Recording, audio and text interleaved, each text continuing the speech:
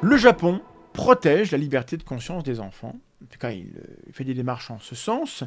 Le Japon réforme la prise en charge des enfants exposés à des pressions religieuses parentales. Il se passe quoi? On est en 2022.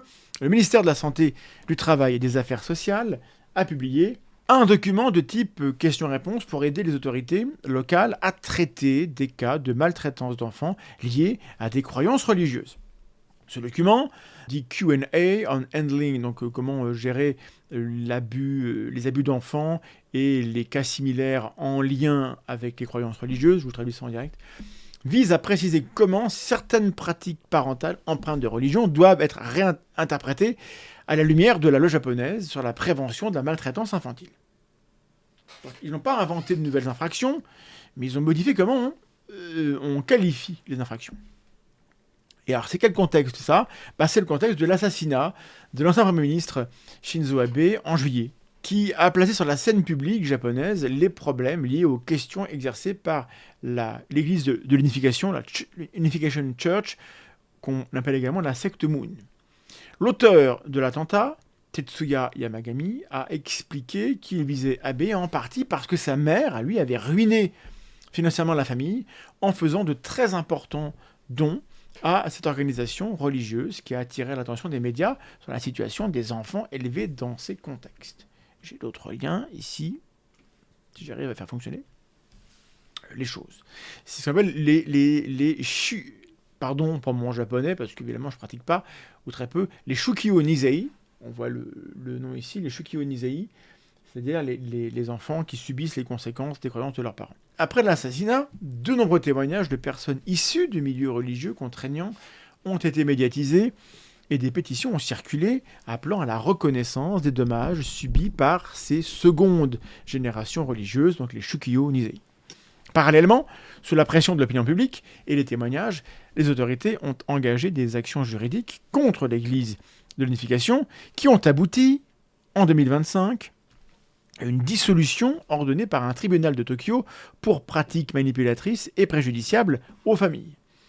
Donc, la France fait figure d'exception dans le monde, c'est-à-dire qu'on est, nous en France, critiqués beaucoup, notamment aux États-Unis, par des gens qui considèrent que l'action que nous menons contre les dérives sectaires est une atteinte aux libertés religieuses. Et ça n'a pas manqué, parce que quand le Japon a fait ça, à l'ONU, ça a râlé beaucoup, et des gens ont dit que c'était une atteinte aux minorités religieuses, etc.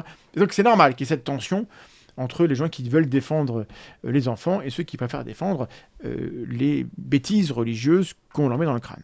Revenons aux directives. Selon ces lignes directrices, des comportements liés à la religion ou à des croyances religieuses peuvent être considérés comme des formes de maltraitance, dans les catégories existantes d'abus psychologiques, de négligence, d'abus physiques, si ces comportements portent un préjudice réel à l'enfant. Alors, quels sont ces comportements recensés comme abusifs? Le texte gouvernemental mentionne explicitement plusieurs cas où des actes peuvent être classés comme abusifs. Accrochez-vous, parce que c'est intéressant. 1. Forcer ou menacer un enfant pour qu'il participe à des activités religieuses ou à des rites spécifiques. Donc forcer votre enfant à venir à la messe, par exemple, au Japon, maintenant, c'est plus possible. Enfin, en tout cas, c'est sanctionnable. Deuxièmement, utiliser des formulations de peur.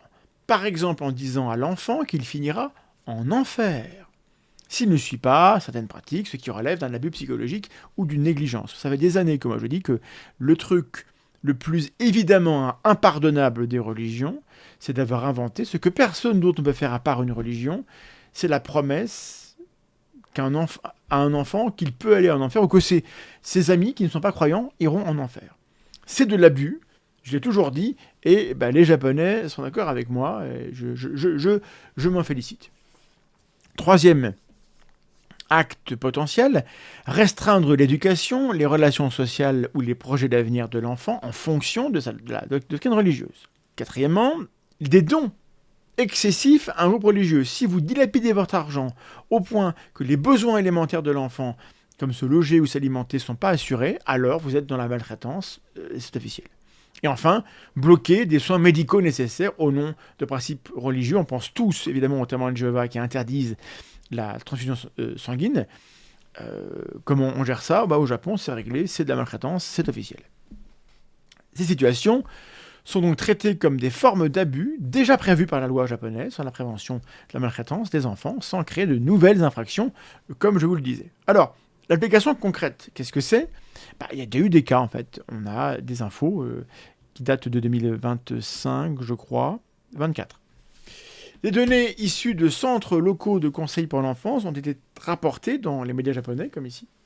Sur une période récente, sur un an, 47 cas de maltraitance d'enfants liés aux croyances religieuses de leurs parents ont été enregistrés par des autorités locales.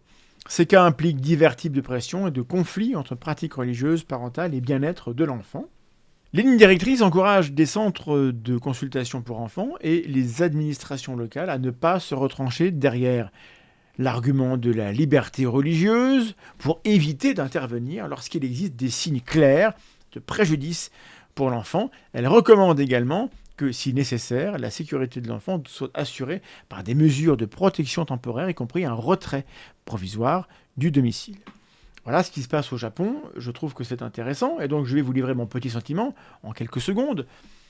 Le Japon prend très au sérieux les dommages de l'endoctrinement religieux sur les enfants et se dote d'outils pour les protéger.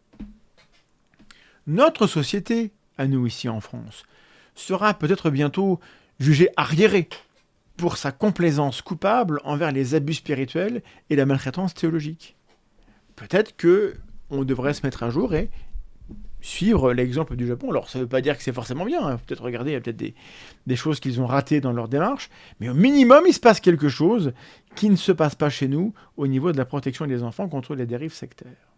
Donc, bravo à eux par rapport à ça.